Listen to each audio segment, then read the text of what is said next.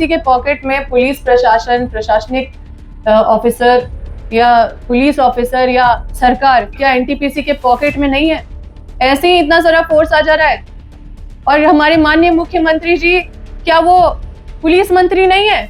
क्या उनके बिना संज्ञान में आ जा रहा है? क्या एक बार भी मेरा सूद लिए कि क्या दिक्कत है? हम किसके लिए लड़ाई लड़ रहे हैं? ये हमारा व्यक्तिगत लड़ाई नहीं था, हम दूसरे का भी लड़ाई जब लड़ रहे थे तो भेजा गया। हम अकेले गिने हैं, गाड़ी कम से कम 10-100 गाड़ी होगा। अब वो जो नया जो गाड़ी निकला है, ऐसा लग रहा है मेरे ही लिए वो गाड़ी निकाला गया है और वहां पे भेजा गया है। और सारा सायरन बजा बजा के आप सोचिए कि अकेले एक महिला घर के अंदर है और उसके बाद वो महिला को ऐसे नंगे पैर उठा के नाइटी में फोन छीन के एक भी सामान निकालने नहीं दिया गया और सारा सामान को डैमेज कर दिया गया। मुश्किल से सिलेंडर, बोलने के लिए लोग बोल सकते हैं कि हम लोग कुछ सामान निकाले, सिर्फ सिलेंडर गैस निकाले और कुर्सी टेबल निकाले, बाकी जितना भी वैल्यूबल सामान था कम से कम 20-30 लाख का सामान पूरा डैमेज कर दिया गया है और 30/5/2025 को दिया। ठीक है, दूसरा नोटिस हम लोग को दिया है 10/6/2025 को, ये कागज हम आपको दे देंगे। और तीसरा नोटिस दिया है 20/6/2025 को, ये तीसरा नोटिस है हम।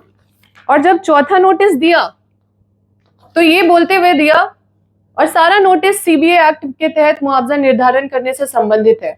सारा नोटिस में लिखा हुआ है कि सीबीए एक्ट के तहत मुआवजा निर्धारित करने के लिए आप आइए और मुआवजा निर्धारित करने में हमको सहयोग कीजिए। तो ये चौथा नोटिस जो मिला है उसमें ये बिल्डिंग डिवीजन से मुआवजा निर्धारित कर दिए। अब ये बिल्डिंग डिवीजन से मुआवजा निर्धारित करके यहाँ लिखते हैं कि हम ट्रिब्यूनल में आपके खिलाफ हम केस किए हैं, आप वहां पे जाके अपना मुआवजा लीजिए। तो फिर ये सोचिए कि बिल्डिंग डिवीजन कौन से राज्य के प्रपत्र में लिखा हुआ है कि बिल्डिंग डिवीजन को ये पावर है कि वो मुआवजा निर्धारण करेगा जाके, और वो भी कारखाना का। क्या कारखाना निरीक्षक नहीं है झारखंड में? उसका पद खत्म हो गया है? या कौन सा झारखंड सरकार में ये नियम है? मतलब ये अवैध तरीके से एनटीपीसी ने मुआवजा निर्धारण करा है। ये कागज आपको जरूरत होगा तो दे देंगे। अब ये कोर्ट के ऑर्डर है और ये कोर्ट का पिटीशन है जो हम नहीं, एनटीपीसी खुद ये फाइल किया है। और ये हम नहीं बोल रहे, ये एनटीपीसी खुद बोल रहा है कि हम जो भूमि अधिग्रहण है वो 24/6/2008 को किए हैं।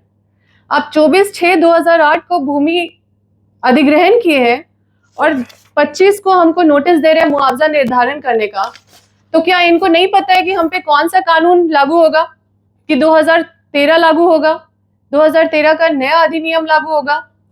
तो हम कोर्ट गए, कोर्ट में हम केस नहीं किए, ट्रिब्यूनल कोर्ट में यही केस किए हमारे खिलाफ। तो वहां पे ये लिखे हैं कि हम 24/6/2008 को हम अधिग्रहण किए हैं। तो 24/6/2008 को अधिग्रहण किए हैं, आज 2026 है और ये कोर्ट में 2 प्रेयर करते हैं, ये इन्हीं का प्रेयर है। और हम ये भी बताते हैं कि हमारा भी केस चल रहा है, हम भी किए हैं एनटीपीसी के खिलाफ केस। और ये रिट पिटीशन जो हाई कोर्ट में है उसका नंबर 5483/25 है, जिसको जो एनटीपीसी के खिलाफ चल रहा है।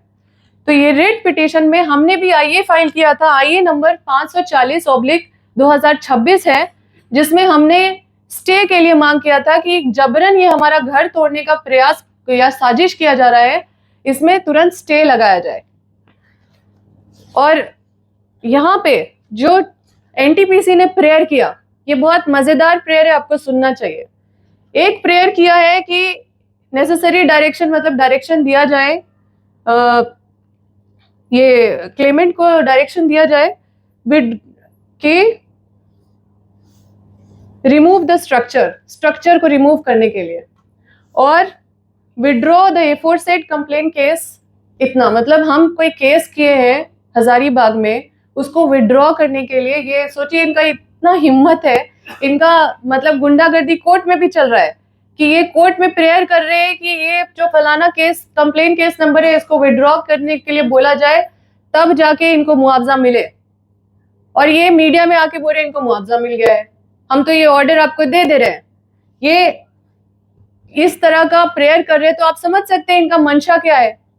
हम ये ऑर्डर शीट भी लाए आपके लिए, जिसमें ये डेट देखिए कि इतना तारीख को 16/7/25 को ये केस दर्ज किए हैं, और हम खुद 24 को हम प्रेजेंट हो गए हैं कोर्ट में, और हम भी इनके खिलाफ हम फाइल किए हैं।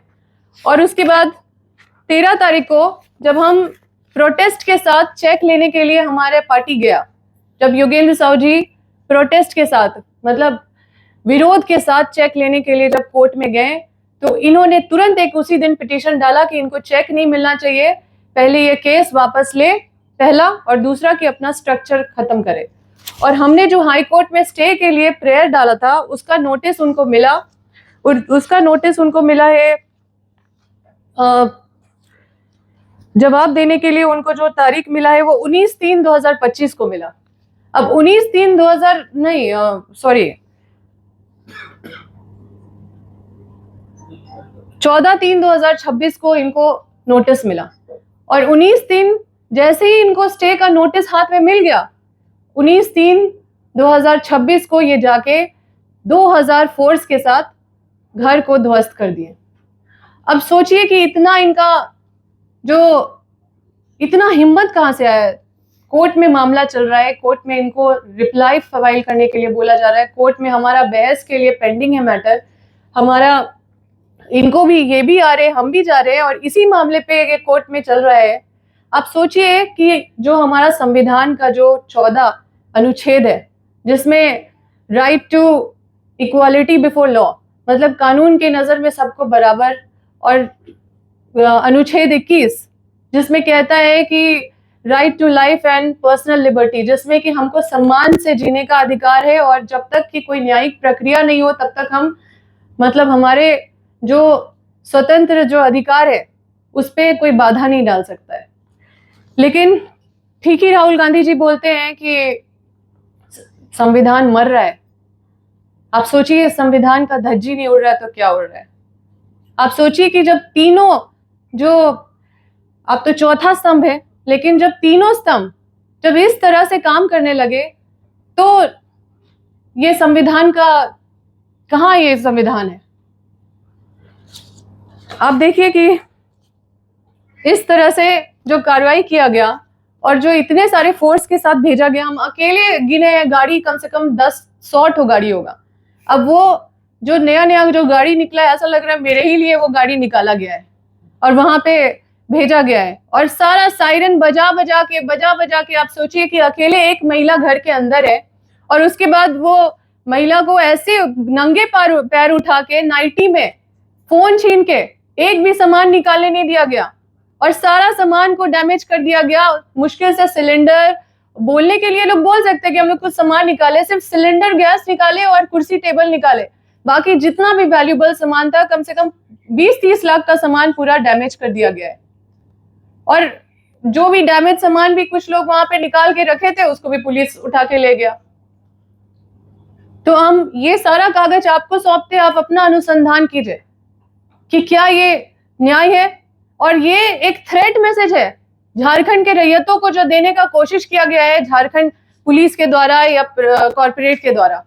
आप सोचिए कि एनटीपीसी के मतलब ये एनटीपीसी के पॉकेट में पुलिस प्रशासन, प्रशासनिक ऑफिसर या पुलिस ऑफिसर या सरकार, क्या एनटीपीसी के पॉकेट में नहीं है? ऐसे ही इतना सारा फोर्स आ जा रहा है।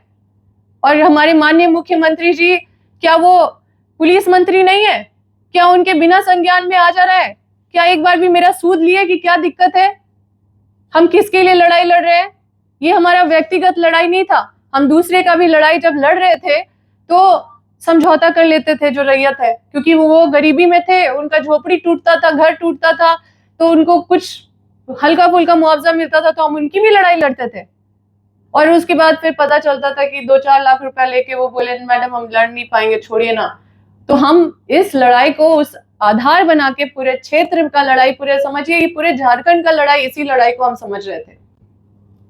लेकिन हम ये भी बता देते हैं कि इन सबको हम जवाब देंगे, क्योंकि हमारे लड़ाई में कहीं पे भी कोई बेईमानी नहीं है, और हम लोग पूरा परिवार पूरे अपने आप को झोंक दिए हैं इस लड़ाई में। और आज हमारा अगर कोई साथ नहीं दे रहा है, उनको भी एक दिन जवाब देना पड़ेगा, और हम अकेले भी ये लड़ाई को लड़के और उनको जीत के दिखाएंगे। और ये जो कार्रवाई हुआ है इसका घोर निंदा करते हैं। और हम आपको पार्टी के विषय में भी हम अलग से हम प्रेस कॉन्फ्रेंस करके हम इस पे हम चाहते हैं कि इस विषय को आप लोग अनुसंधान करके इस विषय को अलग रखिए और इस विषय को क्लोज करके उसके बाद फिर आप दूसरे विषय पे आप हमसे दूसरा सवाल करिए। व्यवस्था क्या है कि आपके पक्ष में वो नहीं है और पुलिस प्रशासन आप पर कार्रवाई करे? क्यों विवश है? उनसे पूछिए, ये तो उनकी बात है।